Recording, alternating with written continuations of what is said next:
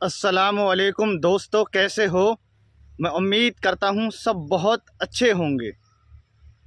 आज बहुत ही बड़ी बात और दिल की दर्द की बात जो मैं आप लोगों के सामने लेकर हाजिर हुआ हूँ, और ये बात कोई आम बात नहीं है बल्कि बहुत बड़ी ही बात है।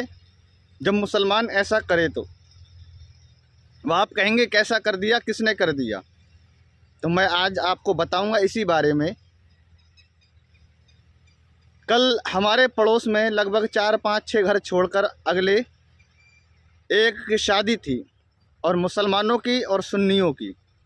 अल्हम्दुलिल्लाह मैं भी सुन्नी हूँ और मसलके आला हजरत का मानने वाला हूँ।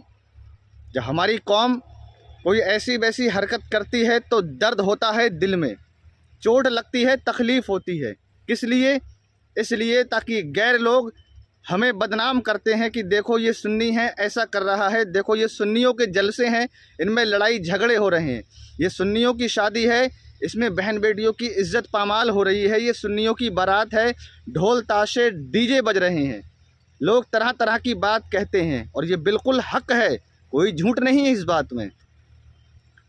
तो हमारे पड़ोस में एक शादी आई और उस शादी में भात आता है, यानी कि लड़की की, जिस लड़की की शादी हो या लड़के की शादी हो तो उसकी ननसाल से भात आता है शादी में।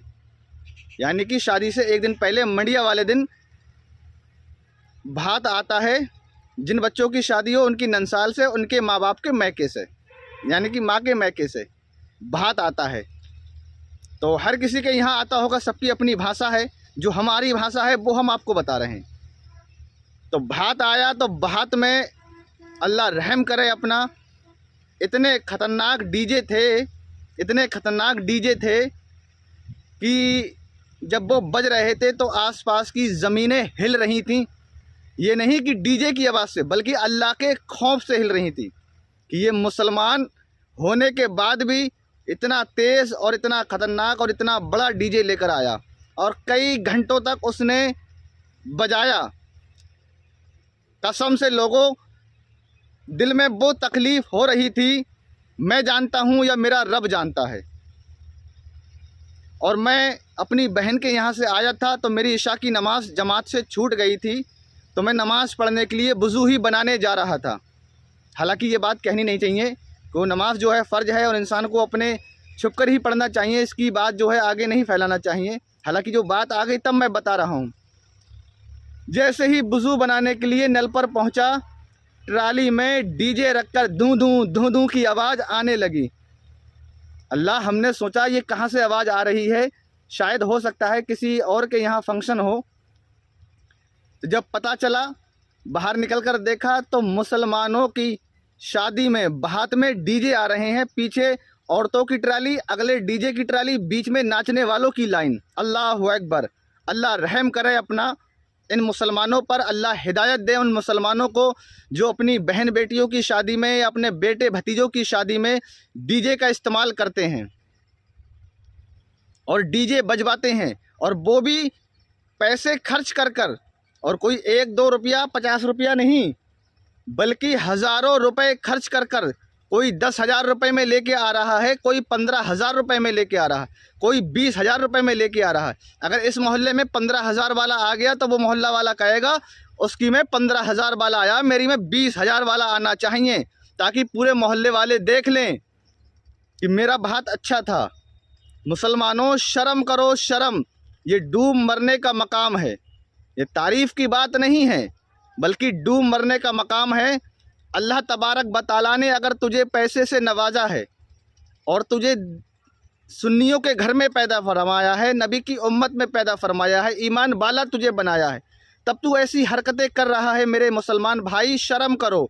जो 10-15 हज़ार रुपये तुमने डीजे में खर्च किए, अगर उठाकर वो लड़की वाले को दे देते या लड़के वाले को दे देते तो वो अपने किसी काम में लगा लेते। अगर उनको देना ज़रूरी नहीं था तो मस्जिद में दे देते या मदरसे में दे देते, और कहते मदरसे के नाजिम आला से कि हजरत, ये पैसे मैं अपनी मेहनत से कमा कर लाया हूँ, और या मदरसे के बच्चों के कपड़े बना देना, या तालीम की किताब लाकर उन्हें पढ़ा देना, या जो भी ज़रूरत की चीज़ हो वो मदरसे में लगा देना। तो कसम खुदा की लोगों, जो आप वो पैसा मदरसे में देते या मस्जिद में देते, ता क़यामत तक तुम्हें उसका सवाब मिलता रहता। सुभान अल्लाह। और वही पैसे का इस्तेमाल तुमने डीजे में करा, तो बताओ तुम्हें सवाब मिलेगा? नहीं मिलेगा। कितने ही डीजे बजवा लो, कितने ही महंगे ला लाकर डीजे बजवा लो, कोई सवाब नहीं मिलेगा, बल्कि गुनाह मिलेगा। और म्यूजिक सुनना हराम है, म्यूजिक, धुन। और मेरे आका करीम सल्लल्लाहु ताला अलैहि वसल्लम ने फरमाया, जिसने खुशी के साथ में म्यूजिक सुना, क़यामत के दिन शीशा पिघलाकर उसके कानों में डाल दिया जाएगा। अल्लाहु अकबर। और तुम लोग कौन सी दुनिया में जी रहे हो? तुम्हें मालूम नहीं है? अगर मालूम नहीं तो अपने मस्जिद के इमामों से पूछो। जुमे की नमाज़ पढ़ने टाइम से जाओ, ताकि तुम्हें कुछ नसीहत की बात सुनने को मिले। पर अफसोस की बात है, उस टाइम जाएंगे जिस टाइम इमाम साहब खुतबा पढ़ते होंगे। फिर उल्टी सीधी सुन्नतें पढ़ी, एक आस्तीन चढ़ी है, एक पैंचा चढ़ा हुआ है, उल्टी सीधी पढ़ी, मुंह पूछा हुआ है या नहीं है कोई मतलब नहीं, पढ़ी और पीछे लगे और पीछे से सुख से बाहर आ गए। ये हमारी कौम का हाल हो गया है। हमारी कौम न जाने कौन सी दुनिया में जी रही है। फिर कहते हैं परेशानियां आ रही हैं, बीमार हैं, घर से बीमारी ख़त्म नहीं हो रही है, इतना कमाते हैं कोई बरकत नहीं हो रही है। मौलाना साहब तुम ताबीज़ कर दो, इमाम साहब तुम ताबीज़ कर दो, और जाकर फिर मौलानाओं के पास जाकर ताबीज़ गंडे बनवाते हैं। फिर पूरे मोहल्ले में बता देगा कि मैं बड़ा परेशान हूँ यार, पता नहीं परेशानी कहाँ से आ रही है, मेरे पड़ोसियों ने करा दिया है, मुझसे जलने वाले बहुत हैं, मेरे जलने वालों ने करा दिया है। तू मेरे दोस्त, पूरे जितने भी तेरे आसपास के इलाके हैं, सबकी मस्जिदों के इमामों से ताबीज़ लिया, पीरों से ताबीज़ लिया, वो ताबीज़ तुझे फ़ायदा नहीं पहुँचाएंगे, वो असर नहीं पहुँचाएंगे। क्यों नहीं पहुँचाएंगे? क्योंकि तूने बुरे काम को अंजाम दिया है, बुराई की तरफ तू माइल हुआ है। मेरे दोस्त, वक्त है अब भी इन बुरे कामों को छोड़कर अल्लाह और उसके रसूल की मोहब्बत अपने दिल में पैदा करो, मस्जिदों को आबाद करो। वो नौजवान भाई कौन जो डीजों के आगे ठुमका लगाते हैं, नाचते हैं, तुम्हें शर्म आनी चाहिए यार। तुम कौम के नचकइये नहीं हो, तुम आने वाले कौम के लिए, तुम आने वाले वक्त के लिए कौम के भविष्य हो, कौम के नौजवान हो।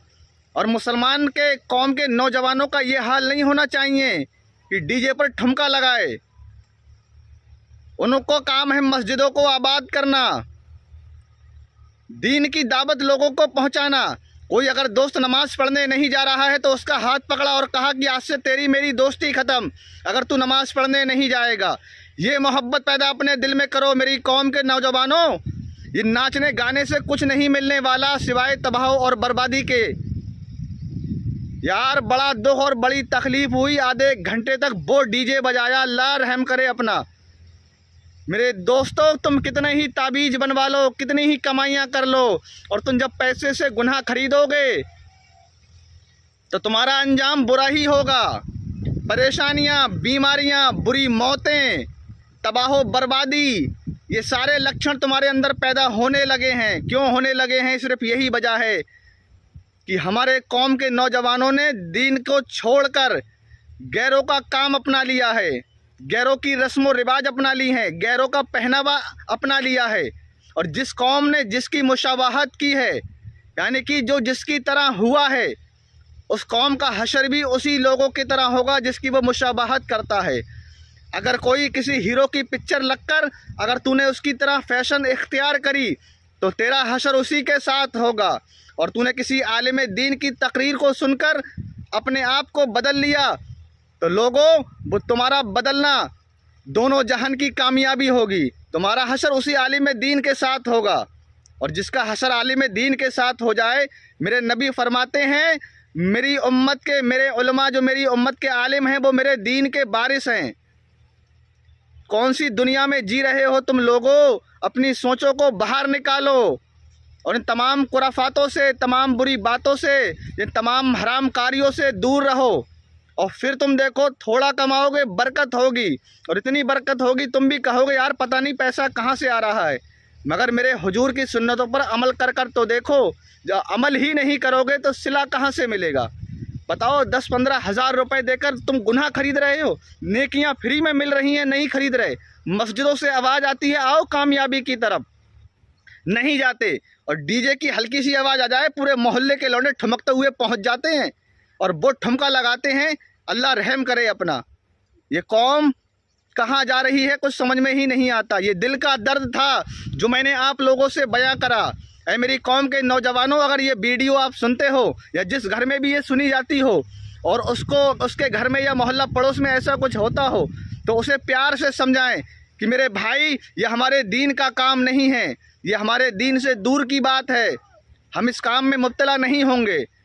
अल्लाह तबारक व तआला हमको, आपको और तमाम उम्मत मुस्लिमा को, सुन्नी सही उल अकीदा को, तमाम इन बुरी बातों से, डीजे से और तमाम बुरी बातों से, शराब से, नशे से, जुए से, तमाम चीज़ों से बचने की तौफीक अता फरमाए और हमारे नौजवानों को ख़ास करके हुजूर की मोहब्बत उनके दिल में पैदा फरमाए, उनको 5 वक्त का नमाजी बनाए। दोस्तों, दुआओं में याद ज़रूर रखना। बात बुरी लगी हो तो माफ़ करना, पर दिल का दर्द था जो मैंने आपसे बयान कर दिया।